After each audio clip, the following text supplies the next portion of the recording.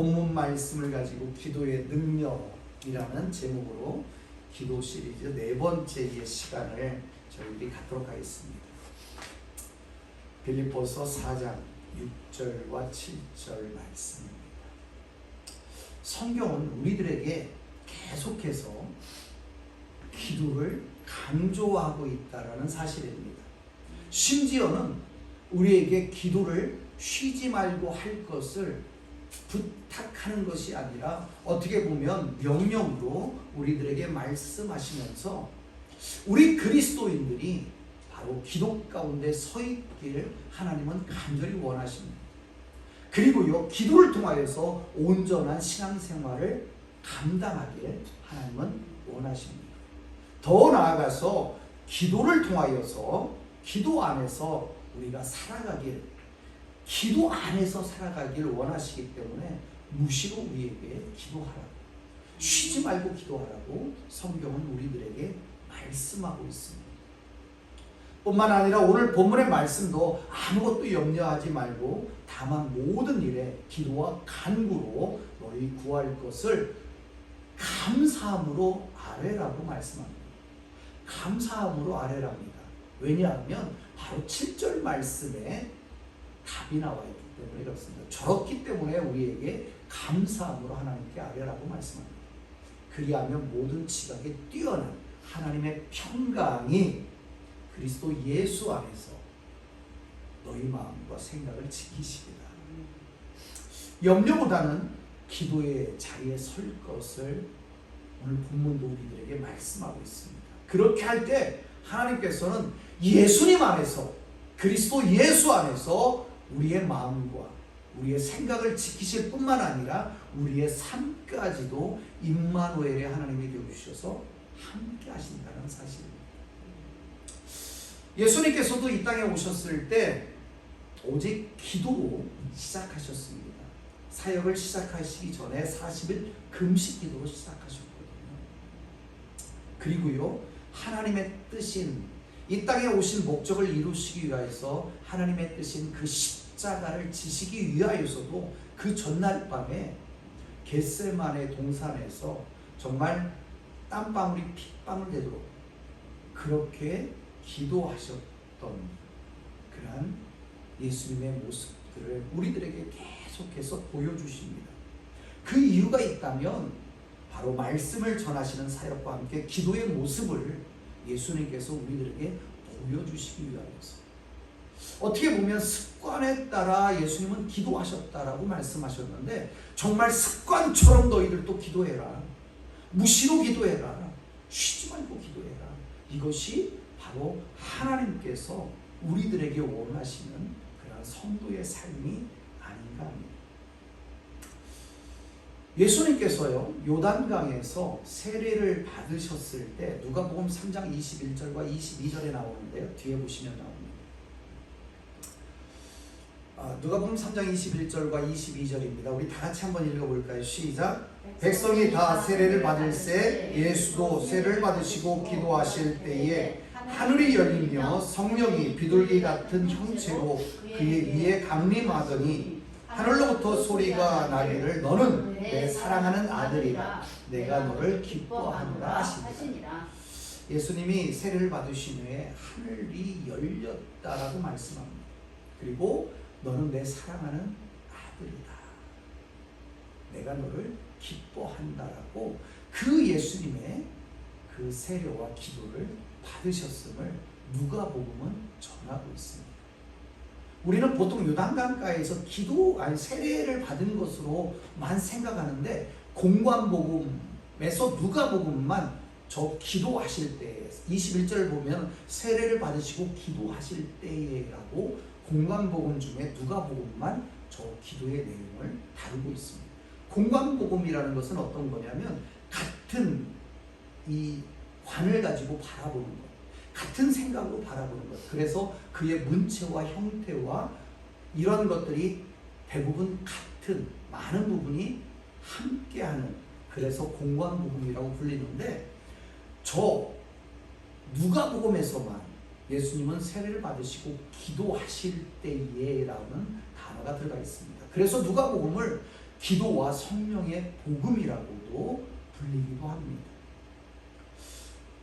예수님은 저렇게 세례를 받으실 때도 기도하셨었고요. 기도하실 때 하늘문이 열렸다라고 이렇게 말씀합니다.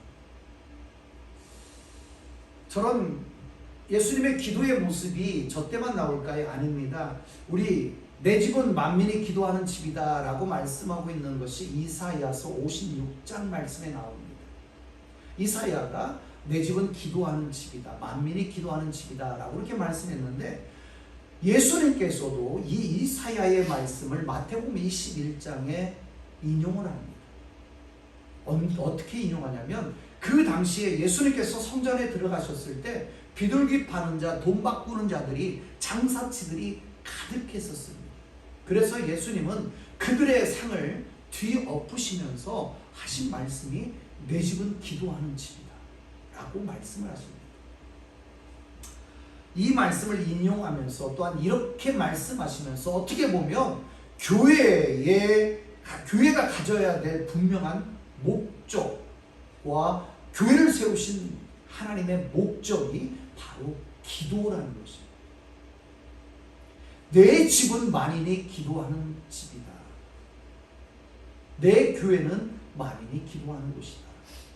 이 말씀이 뭡니까? 교회 안에서 봉사도 할 수 있고요, 선교도 할 수 있고요, 여러 가지도 할 수 있습니다. 그런데 주님은 내 집은, 이곳은 기도하는 곳이다 라고 말씀을 하십니다. 교회가 성경 공부도 필요합니다. 그리고 제자 교육도 필요합니다. 그런데 이러한 것들을 하지 않아도 됩니다. 성도가 열심히 봉사하지 않아도 됩니다. 물론 이런 것들을 하면 이왕이면 다운 치마라고 더 좋은 일들이죠.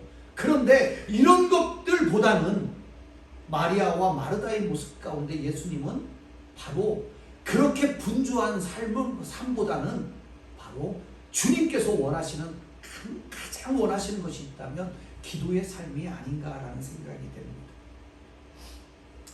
교회가, 우리 성도가 꼭 해야 될 것이 있다면 바로 기도 가운데 우리가 서야 한다는 것입니다. 예수님의 사역에서도 언제나 기도로 모든 사역을 시작하셨고 마치셨던 것을 우리들에게 본보기로 계속해서 보여주신다라고 제가 말씀을 드렸습니다. 그렇기에 우리 그리스도인들에게 있어서 이 기도라는 것은 정말로 중요합니다. 놓쳐서는 결코 안 되는 것이 바로 기도라는 것입니다. 우리 그리스도인들이 기도할 때 영적인 능력으로 우리들에게 나타나는 것들이 있습니다. 첫 번째는요, 내 자신의 모습을 정확하게 볼 수 있는 눈이 생긴다는 것입니다. 내 영적인 상태를 들여다볼 수 있는 그러한 상태로 우리가 설 수 있다는 것입니다. 우리가 기도할 때 구하고 찾고 두드리는 것 정말 중요합니다. 그렇기 때문에 우리가 기도의 자리에 나오는 것이 아니겠습니까? 그런데요, 이렇게 구하고 찾고 두드리는 것, 나를 위해서, 이것은 신앙의 초보자일 때 그렇게 하는 것입니다. 신앙의 깊이가 깊어지고요, 기도의 연륜이 쌓아가다 보면 이제는 나의 것을 구하는 것이 아니라 기도하는 나에게 하나님께서 무엇을 원하실까, 어떠한 것을 가지고 기도하실까라는 것을 우리가 고민하게 됩니다. 왜냐하면 그렇게 할 수밖에 없는 것은, 아니 그렇게 하라고 주님께서 말씀하셨는데 그 이유가 우리 마태복음 6장 33절에 나와 있습니다. 너희는 먼저 그의 나라와 그의 의를 구하라. 먼저 하나님의 나라, 하나님의 의를 구하라라고 예수님은 말씀하십니다. 그리하면 이 모든 것들을, 우리가 구하지 않은 모든 것들까지도 하나님은 우리들에게 채워주신다라는 것입니다. 내가 필요한 것을 다 하시는 주님께서 우리의 필요를 채워주시고, 채워주실 뿐만 아니라 넉넉하게 부어주신다는 것입니다. 구하지 않은 것까지도 하나님은 우리들의 삶을 책임져 주시고 함께 해주신다는 것입니다. 이것이 기도할 때 나타나는, 저는 어떻게 보면 이것이 영적인 능력이 아닌가 생각합니다. 우리가 내 자리를 정확히 알지 못한다면 우리가 내가 서 있는 자리를 모른다면 이것이 얼마만큼 갔는지 얼마만큼 오지 못했는지 우리가 도달했는지를 알 수가 없습니다. 또한 우리가 그 자리를 정확히 알 때 내가 조금 더 열심을 내어서 하면 저기까지 갈 수 있겠구나 라는 것들을 알 수 있기 때문에 그렇습니다. 이것을 모르는 사람들은 바로 나만을 위해서 구하고 자꾸 두드린다는 사실입니다. 두 번째로 기도하면 우리에게 하나님께서는 영권을 주신다는 것입니다. 그 능력으로 사역을 감당할 수 있는 하나님의 백성, 더 나아가서 하나님의 사역자, 하나님의 사명자들이 된다는 것입니다.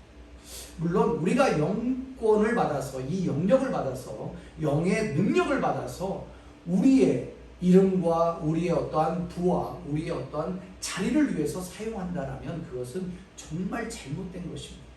그러나 하나님께 허락하시는 그러한 영적인 능력을 받아서 복음을 전하는 데 사용하는 툴과 도구로서 우리가 사용되어진다면 그만큼 축복받은 사람이 어디 있겠습니까? 예수님께서도 그러한 능력을 가지고 사역을 하셨습니다. 어디를 가든지 아픈 자들을 고쳐주셨고요. 귀신 들린 자들을 쫓아내주셨고요. 어디를 가든지 하나님께서 허락하신, 물론 예수님이 하나님이시지만 그가 가지고 있는 능력을 통하여서 하나님께서 부여하신 능력을 통하여서 예수님은 사역을 감당하셨습니다. 또한 지난주에 우리가 찾아봤듯이 말씀을 함께 나누었듯이 초대교회의 제자들과 성도들도 마가의 다락방의 기도의 이 응답으로 성령이 임재한 후에는 그들 또한 이러한 능력을 가지고 사역을 감당했다는 것을 알 수가 있습니다. 베드로 예수님의 수제자였습니다. 그래서 3년 반 동안 가장 가까운 예수님의 곁에서 예수님의 사역들을 보고 예수님의 사역들을 행하는 것을 그도 행했었습니다. 자, 그런데 제자들이 언제 진정한 영적인 제자들로, 영적인 사람으로 거듭났는지 아십니까? 언제 그들이 진정한 영적인 능력자들이 됐는지 아십니까? 우리 사도행전 2장 마가의 다락방의 기도 후에 그들은 완전히 그들의 모습이 바뀌어지는 것을 볼 수가 있습니다. 베드로는 이 성령 강림을 통하여서 성령의 충만함으로 영적으로 성숙한 제자가 됩니다. 그렇기 때문에 이 마가의 다락방의 기도를 통하여서 이제는 베드로의 삶의 우선순위가 바뀝니다. 그리고 사역의 모습이 완전히 바뀌어지는 것을 볼 수가 있습니다. 사랑하는 성도 여러분, 베드로가 마가의 다락방에 성령의 임재를 받기 전에 어땠는지 아십니까? 몇 달 전이었을 것입니다. 예수님께서 부활하신 후에 40일을 지내셨고 제자들과 함께 이렇게 했기 때문에 최소한 한 달 반 전이 있겠죠. 예수님께서 마태복음 26장을 보시면 이제 내일 아침이면 십자가를 져야 하는 그러한 사역을 감당해야 되기 때문에 정말 심히 고통스러운 마음을 가지고 제자들과 함께 겟세마네 동산에 오릅니다. 그리고 모든 제자들에게 너희들은 여기에 앉아 있으라 라고 말씀하시면서 내 마음이 너무 심히 괴롭다 라고 말씀을 하십니다. 그리고 베드로와 세베대의 두 아들 야고보와 요한만 데리고 다른 곳으로 가서 기도를 하십니다. 그리고 이 베드로와 야고보와 요한에게 한 가지를 말씀합니다. 깨어 있으라 라는 말씀을 하십니다. 다른 제자들에게는 여기서 앉아 있으라라고 말씀하셨는데 이 세 명의 제자들 베드로와 야고보와 요한에게는 따로 데리고 가시면서 예수님 바로 곁에서 너희는 이곳에서 깨어 있으라. 내가 심히 괴롭기 때문에 저희 가서 기도하고 오겠다라고 말합니다. 그때 예수님이 한바탕 기도를 하시고 정말 괴로운 마음을 가지고 하나님 앞에 간절하게 기도하고 돌아오니까 그들의 모습이 어땠습니까? 자고 있었어요. 너희들이 잠시도 깨어 있을 수 없느냐라고 말씀하시고 다시 가서 기도하십니다. 그리고 다시 돌아오셨을 때 그들은 여전히 자고 있었다는 것입니다. 그렇게 하고 다시 기도하신 다음에 세 번째 기도를 하신 다음에 제자들을 데리고 내려갑니다.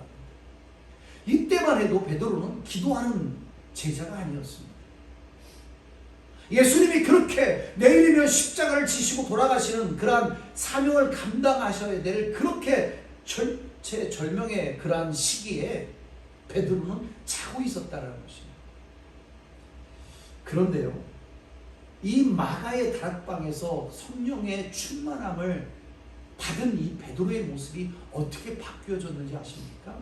우리 사도행전 저 뒤에 나오는 사도행전 3장 1절에 보면은 사도행전 2장에 성령 강림을 경험하지 않습니까? 그리고 한 장 뒤입니다. 그 전에 베드로가 설교를 합니다.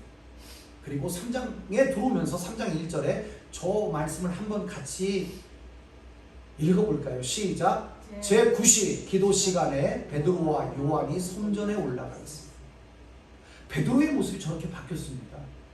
제9시 기도 시간에 성전을 향하여 올라간다는 건 무엇을 말하고 있습니까? 베드로가 이제는 기도의 자리를 알고 있고 그 기도의 자리에 서기 위하여서 그 기도의 자리를 갖기 위하여서 성전으로 올라가고 있는 것입니다. 이렇게 며칠 사이에 그의 삶이 완전히 바뀌었습니다. 그의 삶이 바뀌었을 뿐만 아니라 그의 사역 또한 바뀌어져 있는 것을 우리는 볼 수가 있습니다. 저 뒤에 나오는 말씀들을 가지고 저 3장은 어떤 내용이 들어있는 말씀인가 하면 성전 미문에 40년 동안 구걸을 하였던, 태어나면서부터 안진뱅이였던 40년 동안 구걸하였던 그 안진뱅이 거지가 앉아있는 자리였습니다. 미문, 아름다운 문이라는 말이죠. 참 저 거지는 저는 참 지혜롭다고 생각이 듭니다. 왜냐하면 성전 미문, 아름다운 곳이 바로 이제 저 문만 통과하면 성전인데 그 앞에 앉아 있는 것입니다. 이스라엘 백성들이 가지고 있는 생각이 있습니다. 도와주면 하나님께서 나의 그 착함을 보고 도와 선행을 보고 이렇게 인정해 주신다는 생각들을 갖고 있었던 것 같습니다. 그래서 가장 좋은 자리 거기에서 한 푼 줍시오 하면 많은 사람들이 그런 마음을 가지고 넉넉하게 줄 수 있는 자리였습니다. 그때 베드로와 요한이 지나가는 것을 보면서 제9시 그 또한 그들에게 예수님의 제자들 베드로와 요한에게 한 푼 달라고 말해요. 그런데 이때 이 베드로가 정말 대단한 말씀을 합니다. 저는 이것이 바로 그의 사역이 바뀌어진 그런 모습이 아닌가 생각됩니다. 뭐라고 말씀합니까? 은과 금은 내게 없거니와 내게 있는 이것을 내게 주노니 나사렛 예수 그리스도의 이름으로 일어나 걸으라 하고 그의 팔을 붙잡고 이렇게 세웁니다. 이 사건에서 먼저 우리는 베드로와 요한이 얼마나 성령이 충만했는가, 그리고 이 성령과 얼마나 친밀했는가를 우리는 알 수가 있습니다. 왜 그럴까요? 이 베드로는 매 순간마다 예수님의 뜻을 물었던 것 같습니다. 예수님께서 어떻게 하실지를 이제는 알고 있었던 것 같습니다. 그렇기 때문에 은과 금은 내게 없지만 예수 그리스도의 이름으로 명하노니 일어나 걸어라 라고 말씀할 수 있더라는 것입니다. 만약에요 베드로가 예수님의 뜻이 아닌 사람을 이렇게 세운다라고 한번 해보십시오. 예수님은 거기에 마음이 없습니다. 그런데 베드로가 그렇게 명령했다라고 말씀해 보십시오. 아무리 목이 쉬어라 외치고 아무리 두 팔로 그의 몸을 붙잡고 이렇게 세워놔도 그는 일어나지 못할 것입니다. 그러나 베드로와 요한은 성령께서 그리스도의 이름으로 그를 고쳐주실 것을 그는 알고 있었다는 사실. 그렇기 때문에 그 안진뱅이를 정말로 예수님의 뜻에 따라서 일으켜 세울 수 있는 것입니다. 베드로가 무슨 능력이 있습니까? 성령의 충만함을 받은 이후에 그 성령의 충만함이라는 것은 이제 하나님의 뜻을 알 수 있다는 것입니다. 하나님이 어떠한 사역들을 감당하실지를 알고 있다는 것입니다. 그렇기 때문에 은과 금은 내게 없지만 예수 그리스도의 이름으로 일어나 걸으라 라고 당당하게 선포할 수 있는 것이 아니겠습니까? 바로 이 부분이 가장 위대한 부분 중에 하나인 것입니다. 어떻게 베드로와 요한이 하나님께서 구걸하고 앉아있는 그러한 안진뱅이를 일으켜 세울 줄을 알고 있었을까? 이 질문의 답은 오롯이 다른 것이 아니라 그들은 바로 성령이 충만했기 때문에 제 9시의 기도의 시간에 성전에 올라가는 이 베드로였기 때문에 바로 기도함으로 성령이 충만했기 때문에 라는 답변으로밖에는 답을 할 수가 없다는 사실입니다. 그렇기 때문에 하나님의 뜻을 알았고 하나님이 원하시는 그런 안진뱅이를 일으켜 세울 수가 있었습니다. 그리고 이제는 베드로가 자기 사역들을 시작합니다. 이처럼 베드로는 육체적으로 예수님을 만났을 때는 능력의 사람이 아니었지만 예수님의 동생이기에 능력의 사람이 아니었습니다. 두려워 떨었던 사람이었습니다. 그렇지만 기도함으로 성령의 임재함을 받은 이후에는 영적인 사람이 되었습니다. 그리고 하나님께서 허락하시는 능력이 충만하여 그 어떠한 사탄 마귀와의 싸움에서도 승리할 수 있는 하나님의 군사가 되었다는 것입니다. 그래서 안진뱅이도 예수 그리스도의 이름으로 일으킬 수 있는 영적인 제자로 우뚝 서 있는 것을 우리는 저 말씀을 통해서 볼 수가 있는 것입니다. 이후에 그의 사역은 이전의 사역과는 전혀 다른 사역을 합니다. 두려워 떨지 않았습니다. 정말 문을 잠궈 놓고 자기의 목소리가 어떻게 나갈까 두려워서 목소리 숨죽이며 기도하지 않았습니다. 어디를 가든지 당당하게 그는 복음을 전하였습니다. 심지어는 그가 감옥에 갇혔을 때도 두려워하지 않았습니다.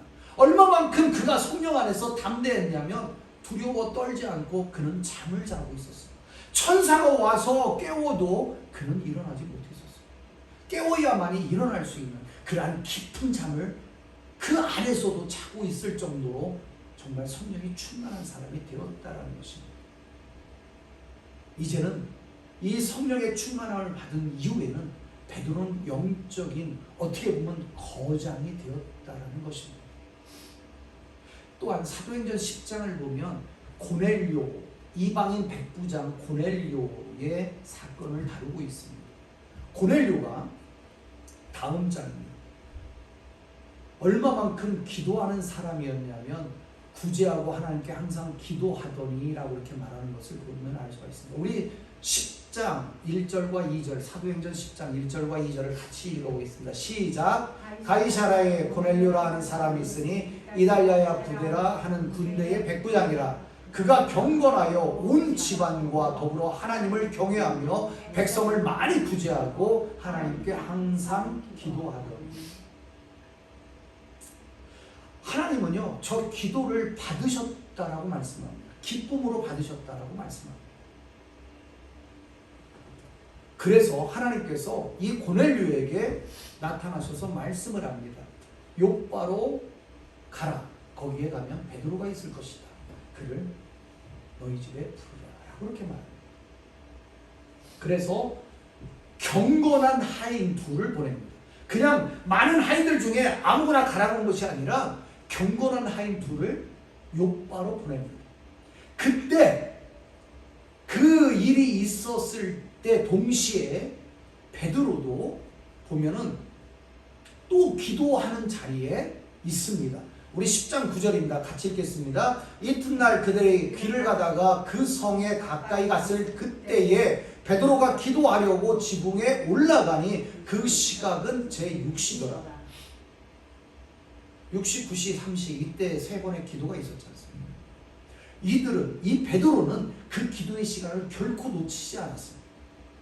아까는 9시에 기도했지 않습니까? 저 때는 6시에 성 안에 가까이 갔을 때 베드로가 기도하려고 지붕에 올라갔습니다.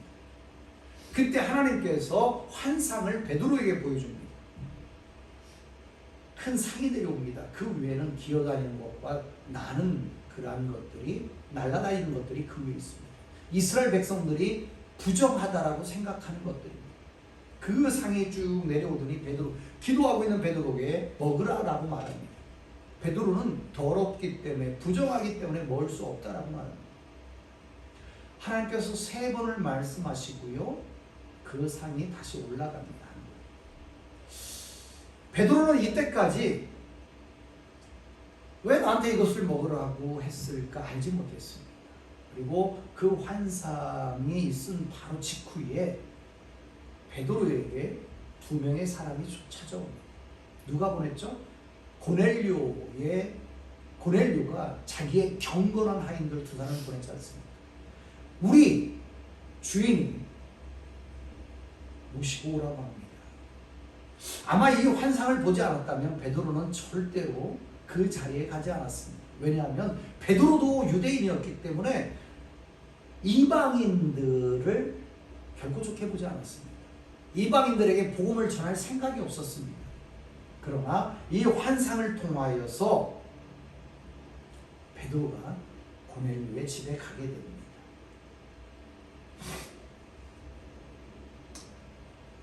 자, 베드로가요, 고넬료 집에 갔을 때 고넬료가 어떻게 베드로를 맞이한지 아십니까? 베드로가 고넬료의 집에 들어올 때 고넬료는 땅에 엎드려서 베드로에게 절을 합니다. 이것이 가당한 일이겠습니까? 백부장이요, 그렇게 만만한 직분이 아닙니다. 유대를 지금 관할하고 있지 않습니까? 유대 백성들이 그렇게 아무리 신분이 높아도 백부장에게 함부로 할 수 있는 그러한 사람들이 아니었습니다. 그런데 이러한 백부장이 베드로에게 땅에 엎드려 절을 하고 있다는 것입니다. 베드로가 어떤 사람입니까? 우리 저 앞에서 읽었던 것처럼 성전 미문에 섰을 때, 지나갈 때 은과 금이 없는 사람이었습니다. 가진 재물이 아무것도 없는 사람이었습니다. 어부 출신이었고요, 배운 게 없었습니다. 그런데 그러한 베드로에게 땅에 엎드려 절을 하면서 그를 영접합니다. 그리고요, 그에게 말씀을 듣고요, 온 집안, 고넬료와 함께 온 집안 식구들이 세례를 받게 됩니다. 그러한 권위가, 저는 그것이 권위라고 생각되는데, 그러한 권위가 어떻게 베드로에게 있을 수 있겠습니까? 다른 것이 아니었습니다. 기도의 사람, 성령에 충만한 사람, 하나님께서 함께 하시는 사람이 되니까 고넬료도 땅에 엎드려 그를 맞이하더라는 것입니다. 그리고 그들에게, 그 가족들에게 세례를 베푸는 그러한 사람이 되었다라는 것입니다. 하나님께서는요, 이러한 고넬료와 베드로의 환상을 통해서, 그리고 고넬료의 만남을 통해서 이제는 베드로에게도 이방인들에게 선교를 할 수, 복음을 전할 수 있는 길을 열어주셨지만, 이러한 장면에서 보면은 베드로가 기도의 사람, 제9시에 그리고 제6시에 기도하는 기도의 사람이었기 때문에, 그리고 마가의 다락방의 기도를 통하여서 성령이 충만한 사람이었기 때문에 이러한 놀라운 상황을 우리가 성경을 통해서 볼 수가 있는 것입니다. 지금으로 예를 든다면 베드로가 저라고 생각해 보십시오. 주지사가 저에게 와서 절을 하고 있는 거죠. 왜요? 할 수 있는 이유는 아무도 없습니다. 만약에 제가 베드로라면 그럴 일도 없겠지만 성령이 충만했기 때문에. 스코틀랜드인가요? 존 낙스라는 사람이 있었습니다. 기도의 사람이었습니다. 근데 그때의 메리 여왕이 죽으면서 한 말이 있습니다. 100만의 군대보다 존 낙스 한 사람이 나는 더 두렵다. 왜 그랬을까요?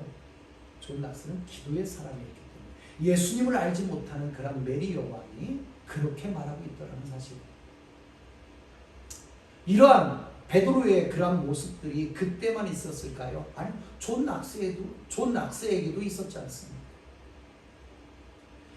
우리 조금 전에 예배 전에 제 아내가 함께 나누었던 40대 초반의 여성 목사님이지만 수많은 사람들 앞에서 그러한 영권을 가지고 할 수 있었던 것은 하나님께서 허락하신 영권이 있었기 때문에 그렇습니다. 많은 귀신 들린 자들이 두려워할 수 있는 것은 힘으로 할 수 없는 것입니다. 귀신 들린 사람들은요. 그런데 영권으로 할 수 있다는 사실이죠.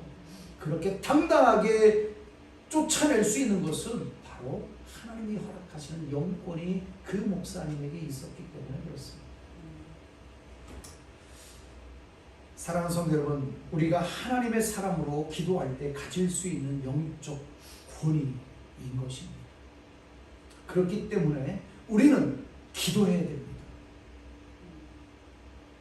세상에 염려와 고민들이 있을 때 다른 곳으로 하는 것이 아니라 하나님께 아뢰라고 오늘 본문은 우리들에게 말씀합니다.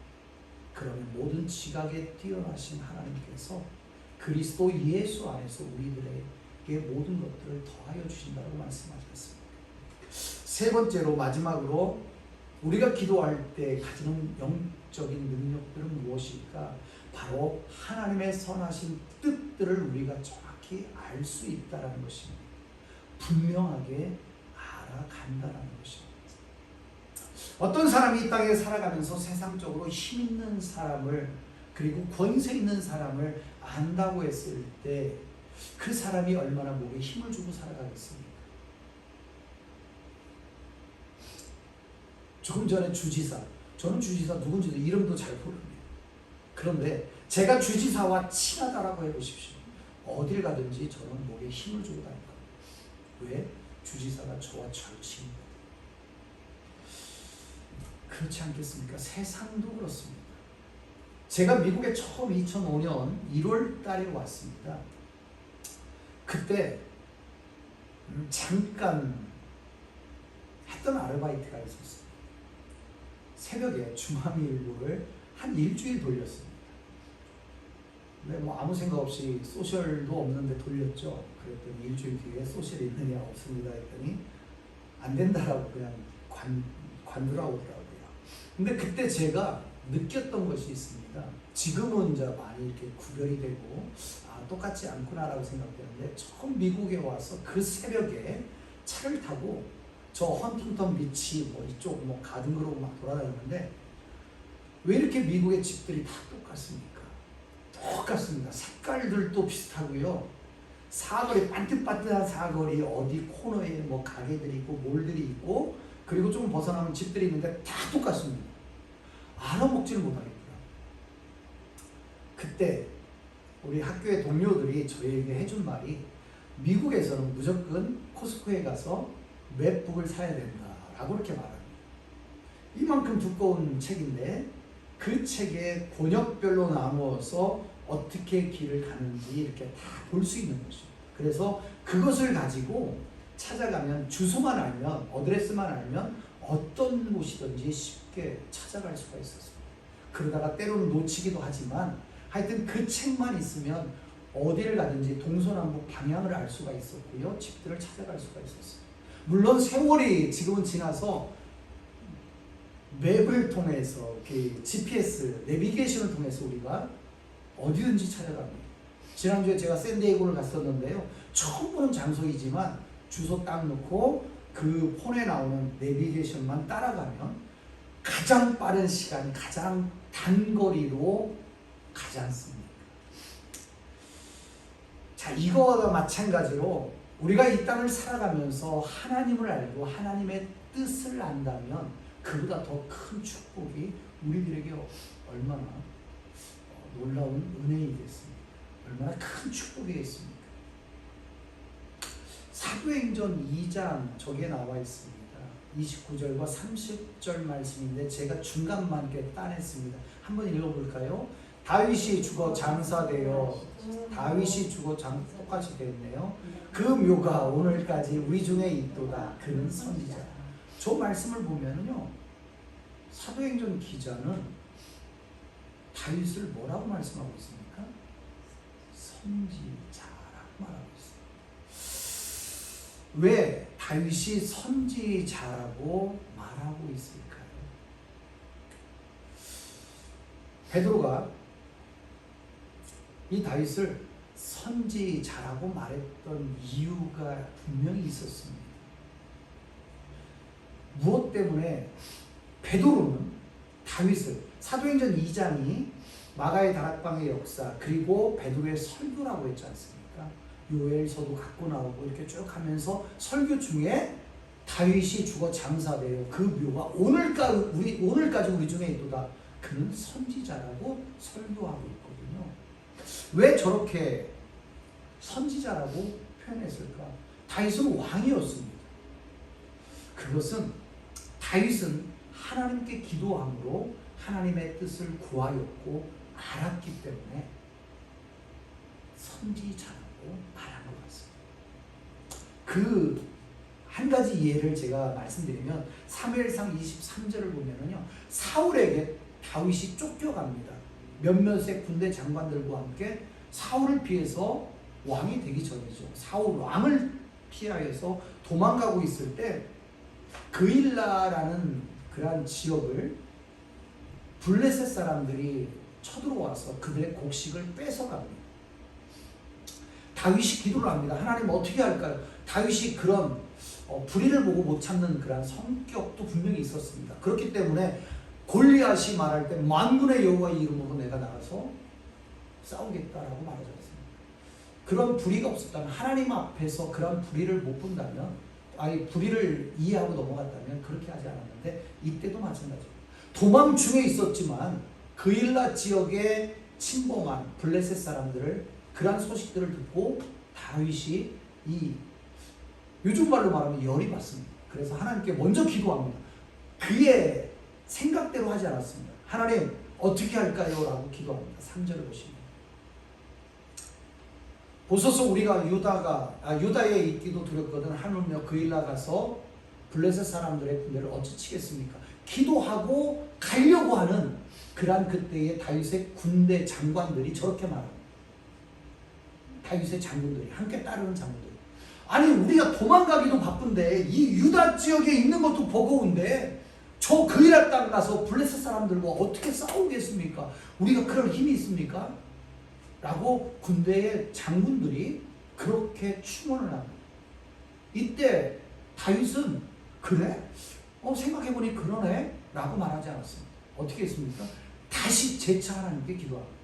하나님 어떻게 하면 되겠습니까? 이 상황 가운데 하나님이 가라, 그들을 너가 이길 것이다, 칠 것이다 라고 말합니다. 그리고 정말 가서 그 블레셋 사람들을 칩니다. 승리를 얻게 됩니다.